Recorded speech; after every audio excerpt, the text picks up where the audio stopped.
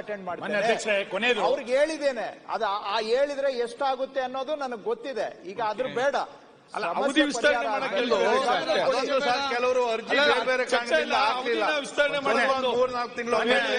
ಮಾನ್ಯ ಸಚಿವರೇ, ಇದ್ರ ನಡುವೆ ಇದಕ್ಕೆ ಸಂಬಂಧಪಟ್ಟಂತೆ ನಮ್ಮ ಜಿಲ್ಲೆಯಲ್ಲಿ ಈಗಾಗಲೇ ನಿಮ್ ಗಮನಕ್ಕೆ ನಾನು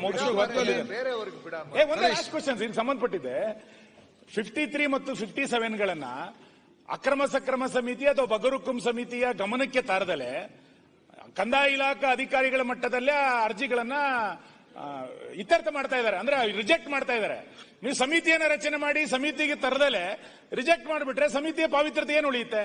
ಹಾಗಾಗಿ ದಯಮಾಡಿ ಕಂದಾಯ ಇಲಾಖೆ ಅಧಿಕಾರಿಗಳಿಗೆ ಇದನ್ನು ಸೂಚನೆ ಕೊಡಿ. ರಿಜೆಕ್ಟ್ ಇರಬಹುದು ಅಥವಾ ಮಂಜೂರಾತಿ ಇರಬಹುದು, ಆ ಸಮಿತಿಗೆ ಅಧಿಕಾರ ಇರೋದು. ಇದಕ್ಕೇನಾದ್ರು ಒಂದು ಸಣ್ಣದು ನೀವು ಅಧಿಕಾರಿಗಳಿಗೆ ಕೊಡ್ಲಿಲ್ಲ ಅಂತಂದ್ರೆ ಸಮಿತಿ ಮುಂದೆ ಬರ್ತಾನೆ ಇಲ್ಲ, ಎಲ್ಲರೂ ಕೂಡ ರಿಜೆಕ್ಟ್ ಮಾಡ್ತಾ ಕೂತಿದ್ದಾರೆ. ಇದರಿಂದ ತುಂಬಾ ಸರಿ ಅವ್ಯವಹಾರಕ್ಕೂ ಕಾರಣ ಆಗುತ್ತೆ ಮತ್ತು ಅರ್ಹರಿಗೆ ಸಿಗದಲೇ ಇರುವಂತ ವಂಚಿತರಾಗುವಂತ ಸಾಧ್ಯತೆಗಳಿದೆ. ಹಾಗಾಗಿ ದಯಮಾಡೋದಕ್ಕೆ ಅವಕಾಶ ಕೊಡದಲೆ ಸಮಿತಿಯ ಮುಂದೆ ಬರಬೇಕು ಅಂತೇಳಿ ಒಂದು ಆದೇಶ ಕೊಡಬೇಕು. ಅಗತ್ಯವಾಗಿ ಬಹಳ ಜನ ಚರ್ಚೆ ಮಾಡಿ ಕೇಳಿದೆ, ಒಂದ್ ಸೆಕೆಂಡ್ ಟೈಮ್ ಕೊಡುವ ಗಡಿಮಿಟ್ ಮಾಡಿರಿ. ಚರ್ಚೆ ಮಾಡಿ ಕೇಳಿದಿರಿ. ಈ ಸೆಷನ್ ತಕ್ಷಣ ಮಂತ್ರಿಗಳು ರೂಮ್ ಅಲ್ಲಿ ಇದ್ದಾರೆ ಕಚೇರಿಯಲ್ಲಿ, ಅಲ್ಲಿ ಕೂತ್ಕೊಂಡು ಎಲ್ಲ ಡೀಟೇಲ್ ಆಗಿ ಮಾತಾಡಿ. ಅನಿಲ್ ಸುನೀಲ್ ಕುಮಾರ್ ಅವ್ರ ಪ್ರಶ್ನೆ ಕೇಳಿದ ಅವರ ಪ್ರಶ್ನೆ ಕೇಳ್ತಾರೆ. ಅನಿಲ್ ಚಿಕ್ಮಾದು ಒಬ್ಬರು ಸಮಸ್ಯೆ ಇದೆ ಸಭಾಧ್ಯಕ್ಷೆ. ಅನಿಲ್ ಚಿಕ್ಮಾದು ಪ್ರತೀಕ್ಷೆ ಸಮಸ್ಯೆ ಇದೆ, ದಯವಿಟ್ಟು ಸಮಯ. ಅನಿಲ್ ಚಿಕ್ಮಾದು ಈಗ ನೋಡಿ ಪ್ರಶ್ನೋತ್ತರ ಮುಗಿಸ್ಬೇಕು. ಈಗ ಅವರವ್ರ ಪ್ರಶ್ನೆ ಅವ್ರು ಕೇಳ್ತಾರೆ, ನೀವು ಅಲ್ಲಿ ಮಾತಾಡಿ ಹೋಗಿ ಅಥವಾ ಕಾಲಿಂಗ್ ಅಟೆನ್ಷನ್ ಹಾಕಿ. ಚಿಕ್ಮಾದು ಅನಿಲ್ ಚಿಕ್ಮಾದು ಕೂತ್ಕೊಳ್ಳಿ, ರಾಜೇಗೌಡ್ರ ಕೂತ್ಕೊಳ್ಳಿ. ಸನ್ಮಾನ್ಯ ಅಧ್ಯಕ್ಷ, ಚುಕ್ಕಿ ಗುರುತಿನ ಪ್ರಶ್ನೆ ಸಂಖ್ಯೆ 1681ನೇ ಪ್ರಶ್ನೆಯನ್ನ ಮಾನ್ಯ ಲೋಕೋಪಯೋಗಿ ಸಚಿವರನ್ನ ಕೇಳಲು ಬಯಸ್ತೀನಿ. ಮಾನ್ಯ ಅಧ್ಯಕ್ಷರೇ, ಉತ್ತರವನ್ನು ಒದಗಿಸಲಾಗಿದೆ. ಸನ್ಮಾನ್ಯ ಅಧ್ಯಕ್ಷರೇ, ಉತ್ತರವನ್ನ ಕೊಟ್ಟಿದ್ದಾರೆ. ಬಹುತೇಕವಾಗಿ ನಮ್ಮ ಹೆಗಡದೇವನಕೋಟೆ ತಾಲೂಕು ನಂಜುಂಡಪ್ಪ ಅವರ ವರದಿ ಪ್ರಕಾರ ಅತ್ಯಂತ ಹಿಂದುಳಿದ ತಾಲೂಕು.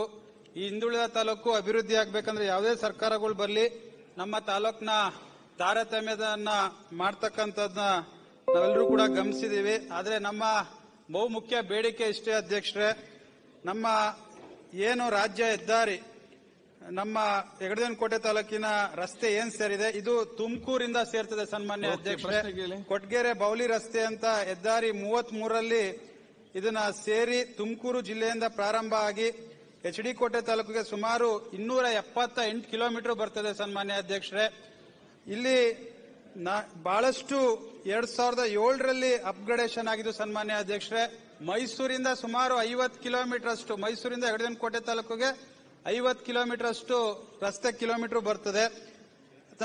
ಏನು ತಾವು ಉತ್ತರದಲ್ಲಿ ಕೊಟ್ಟಿದ್ದೀವಿ, IRC ಇಂಡಿಯನ್ ರೋಡ್ ಕಾಂಗ್ರೆಸ್ ಪ್ರಕಾರ ರೂಲ್ಸ್ ಪ್ರಕಾರ ಮಾನದಂಡದ ಮೇಲೆ ನಾವು ರಸ್ತೆಯನ್ನ ಮಾಡಿದೀವಿ ಅಂತ ಹೇಳಿದ್ದಾರೆ ಅಧ್ಯಕ್ಷರೇ.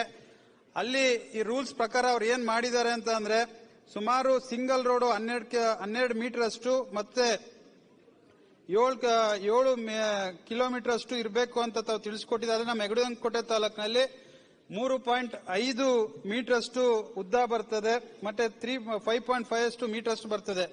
IRC ರೂಲ್ಸ್ ಪ್ರಕಾರ ನಮ್ಮ ತಾಲೂಕಿನಲ್ಲಿ ಆ ರಸ್ತೆ ಅಗಲೀಕರಣ ಆಗಿಲ್ಲ ಅಂತ ಈ ಸಂದರ್ಭದಲ್ಲಿ ಮಾನ್ಯ ಸಚಿವರಿಗೆ ನಾನು ತಿಳಿಸಕ್ಕೆ ಬಯಸ್ತೀನಿ. ಜೊತೆಗೆ ನಮ್ಮ ರಸ್ತೆ ಸುಮಾರು 2024ರಲ್ಲಿ ಟ್ರಾಫಿಕ್ ಸೆನ್ಸ್ ಪ್ರಕಾರ 1800 ವೆಹಿಕಲ್ಸ್ ಓಡಾಡ್ತದೆ. ಸನ್ಮಾನ್ಯ ಅಧ್ಯಕ್ಷರೇ, ಆದ್ರಿಂದ ನಮ್ಮ ರಸ್ತೆ ಜೋಡಿ ರಸ್ತೆ ಆಗಬೇಕು ಅಂತ ಮತ್ತೆ ನ್ಯಾಷನಲ್ ಹೈವೇಗೆ ಅಪ್ಗ್ರೇಡೇಷನ್ಸ್ ಮಾಡಬೇಕು ಅಂತ ಈ ಸಂದರ್ಭದಲ್ಲಿ ಮಾನ್ಯ ಸಚಿವರಿಗೆ ಹೇಳಿ, ಈಗ ಆಲ್ರೆಡಿ ರಸ್ತೆ ಬಹಳಷ್ಟು ಗುಂಡಿ ಬಿದ್ದಿ ಹಾಳಾಗಿದೆ. ನಮಗೆ ಮೈಸೂರಿಂದ ಹೆಗಡದೇವನಕೋಟೆ ತಾಲೂಕಿಗೆ ಬರಷ್ಟು ರಸ್ತೆಗಳು ಬರಕ್ ಆಗ್ತಾ ಇಲ್ಲ. ಅದರಿಂದ ಅದ್ರ ಮೇಲೆ ಏನೋ ಒಂದು ಲೇಯರ್ ನ ಮಾಡ್ಕೊಡ್ಬೇಕು ಅಂತಾನು ಕೂಡ ಈ ಸಂದರ್ಭದಲ್ಲಿ ಮನವಿ ಮಾಡ್ತೀನಿ. ಸನ್ಮಾನ್ಯ ಅಧ್ಯಕ್ಷ. ಸನ್ಮಾನ್ಯ ಅಧ್ಯಕ್ಷರೇ, ಅವ್ರದ್ದು ಮುಖ್ಯವಾಗಿರುವಂತಹ 2 ಪ್ರಶ್ನೆಗಳು. ಒಂದು 3.75 ಇಂದ 5.50 ವರೆಗೆ ಅಗಲೀಕರಣ ಅಂತ ಹೇಳ್ತಾರೆ. ಆದ್ರೆ ಅಲ್ಲಿ ಹುಲಿಗಳ ಧಾಮ ಏನು ವನ್ಯಜೀವಿ ಇದೆ, ಹೀಗಾಗಿ ಅಲ್ಲಿ ಮಾಡಲಿಕ್ಕೆ ಅವಕಾಶ ಇಲ್ಲ. 3.75 ಮಾತ್ರ ಮೇಂಟೈನ್ ಮಾಡಬೇಕಾಗ್ತದೆ. ಬಹುಶಃ ತಾವು ನೋಡಿರ್ಬೋದು, ಬಾವಲಿಗೆ ಹೋಗುವಂತ ರಸ್ತೆ, ಮಾನಂತವಾಡಿಗೆ ಹೋಗುವಂತ ಕೇರಳ ರಸ್ತೆ ಇದು. ಸೊ ಅಲ್ಲಿ ಅವಕಾಶ ಇಲ್ಲ. ಇನ್ನೊಂದು ಮುಖ್ಯವಾಗಿ ಅವ್ರದ್ದು ರಾಜ್ಯ ಹೆದ್ದಾರಿಯನ್ನ ನ್ಯಾಷನಲ್ ಲಾಗೆ ಕನ್ವರ್ಟ್ ಮಾಡಲಿಕ್ಕೆ 17ರಲ್ಲಿ ಕೇಂದ್ರ ಸರ್ಕಾರ ಸುಮಾರು 32 ಅಪ್ರೂವ್ ಮಾಡಿದ್ದಾರೆ, ನಮ್ಮ ರಾಜ್ಯದಲ್ಲಿ 32. ನಂತರ ಅವರೇ ಅದನ್ನು ಸ್ಥಗಿತಗೊಳಿಸಿದ್ದಾರೆ. ಹೀಗಾಗಿ ಅದು ಈಗ